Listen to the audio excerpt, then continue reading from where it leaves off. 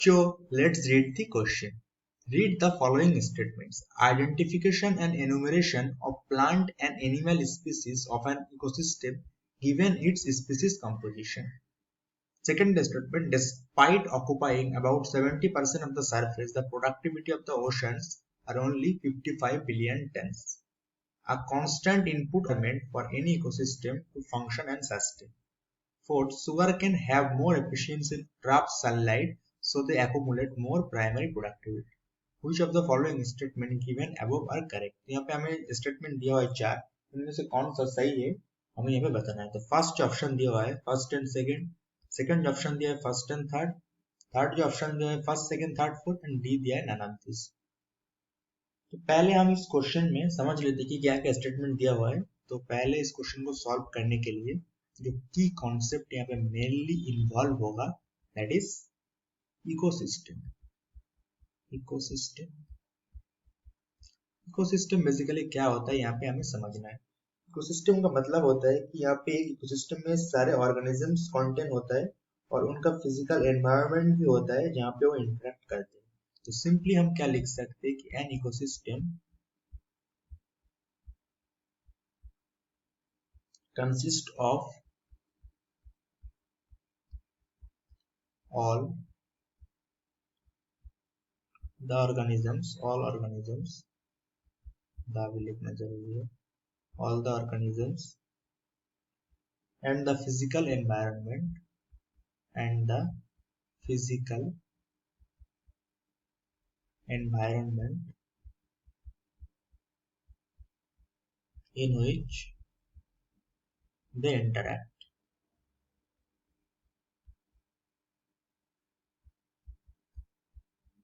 इसी को हम क्या कहते हैं, इकोसिस्टम। तो पहला जो स्टेटमेंट हमें यहाँ पे दिया हुआ है तो यही दिया हुआ है कि identification and innovation of plant and animal species.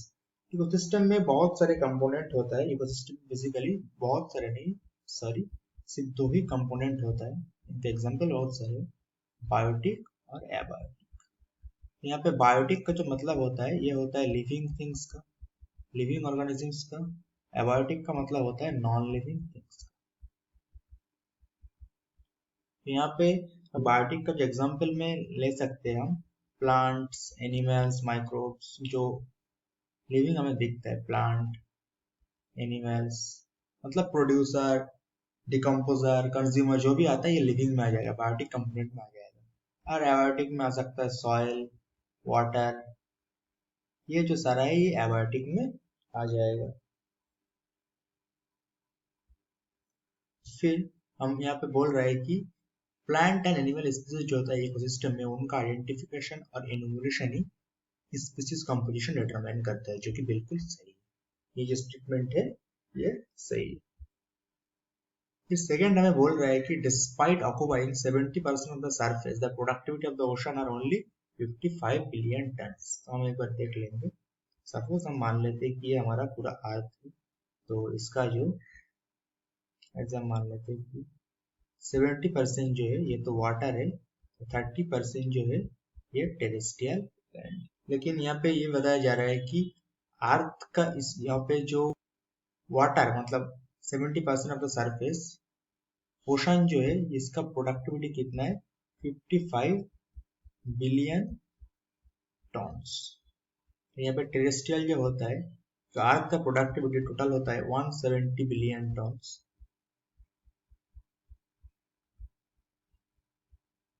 तो यहाँ पे ये कितना आ जाएगा, ये आ जाएगा अप्रोक्सीमेटली 115 बिलियन टन्स। ये टेरेस्ट्रियल का होता है। तो ये बेसिकली क्यों होता है, यहाँ पे सिंपल से हम समझ सकते हैं कि सनलाइट की अवेलेबिलिटी। टेरेस्ट्रियल जो इकोसिस्टम होता है यहाँ पे रेडिली सनलाइट अवेलेबल होता है, लेकिन वाटर जो होता है यहाँ पे वाटर बॉडीज, ओशन, यहाँ पे सनलाइट उतना अवेलेबल नहीं हो पाता है, जिसकी वजह से इसका जो प्रोडक्टिविटी है ये कम रह जाता है। क्योंकि हमें पता है कि penetration of light can not be the reason, sorry, क्योंकि यहाँ पे पेनिट्रेशन ऑफ लाइट जो होगा ये हमारा यहाँ पे रीजन हो सकता है, नहीं हो सकता, नहीं हो सकता है। क्योंकि यहाँ पे हम देखते हैं कि वाटर बॉडीज जो होगा, यहाँ पे हम मान लेते हैं कि ये वाटर बॉडीज है, ये सरफेस है, और टेरेस्ट्रियल इकोसिस्टम में सनलाइट रेडिली अवेलेबल होता है, लेकिन यहाँ पे वाटर बॉडीज में सनलाइट नहीं जा सकता है नीचे तक, इसलिए यहाँ का जो प्रोडक्टिविटी है ये बेसिकली कम है। तो यहाँ पे ये जो स्टेटमेंट होगा ये बिल्कुल सही है कि 55 बिलियन टन ओशन का होता है और ये टेरेस्ट्रियल का होता है। फिर यहाँ पे बोल रहा है थर्ड स्टेटमेंट जो अभी हमने डिस्कस किया कि a constant input of solar energy is the basic requirement for an ecosystem to function and sustain। ये क्यों है ये एक बार हम समझ लेते हैं। सपोज एक फूड चेन को हम ड्रॉ कर लेते हैं, फूड चेन से अच्छे से समझ में आएगा हमें। तो यहाँ पे हम मान लेते हैं कि प्लांट, फिर प्लांट को कौन खा रहा है, कोई भी हार्बिवोर, हार्बिवोर को कौन खा रहा है, कार्निवोर, तो इसके ऊपर टॉप कार्निवोर जो भी हम मान सकते हैं, टॉप कार्निवोर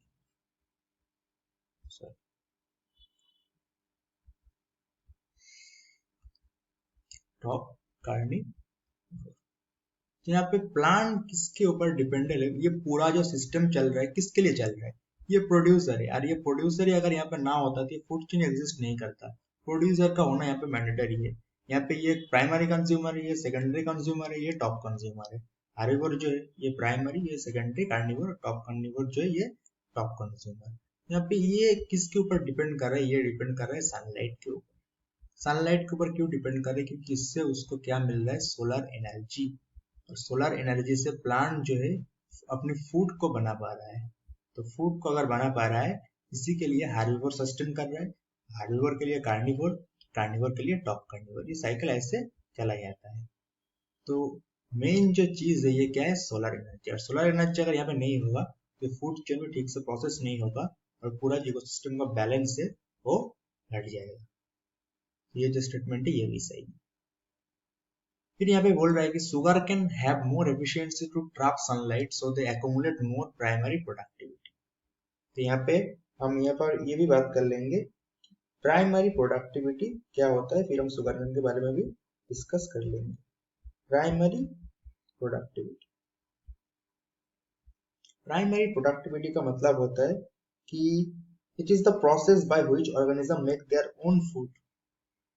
सो यहाँ पे प्राइमरी प्रोडक्टिविटी,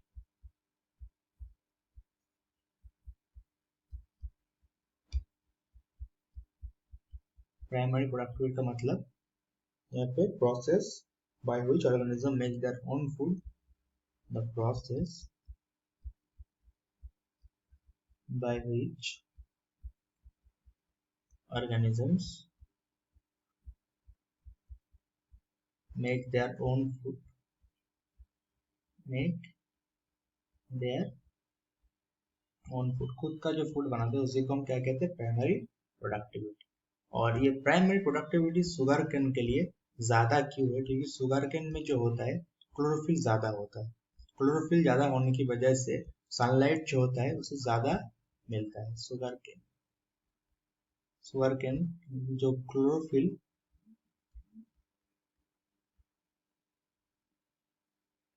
क्लोरोफिल की अवेलेबिलिटी यहाँ पे ज्यादा है। क्लोरोफिल ज्यादा होने की वजह से सनलाइट ट्रैप ज्यादा कर पाता है, मतलब सोलर एनर्जी से ज्यादा अवेलेबल हो पाता है।